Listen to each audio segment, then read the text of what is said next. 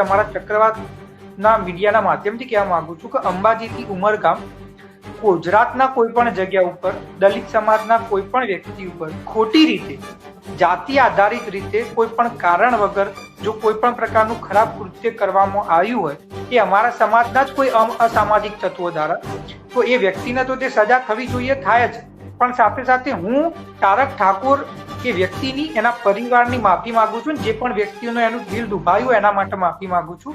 અને હું બીજી એક વિનંતી કરું છું કે એ જે વ્યક્તિએ આ કાર્ય કર્યું એ વ્યક્તિને ચોક્કસ સજા મળવી જોઈએ. એ વ્યક્તિને ચોક્કસ આ મુદ્દાના અંદર જે કાર્યવાહી થવી જોઈએ. પણ એનો મતલબ એ નથી કે એ વ્યક્તિ જે સમાજનો છે, આખો સમાજની આવી માનસિકતા છે કે આખા સમાજ આવું વિચાર કરે છે, એ વ્યક્તિ આવો છે તો આખા સમાજના આવું માની લેવું કે આ સમાજના લોકો દ્વારા કરવામાં આવ્યું કે સમાજ ખરાબ છે, તો એ વસ્તુ ખોટી છે. એ વસ્તુનો હું સદંતરે નિકાલ અત્યારે હાલ જ હું એને કહું છું કે વાત ખોટી. અને હું સાથે એ સમાજના એક વ્યક્તિ તરીકે, યુવા તરીકે માફી પણ માંગુ છું જેના બી જોડે અન્યાય.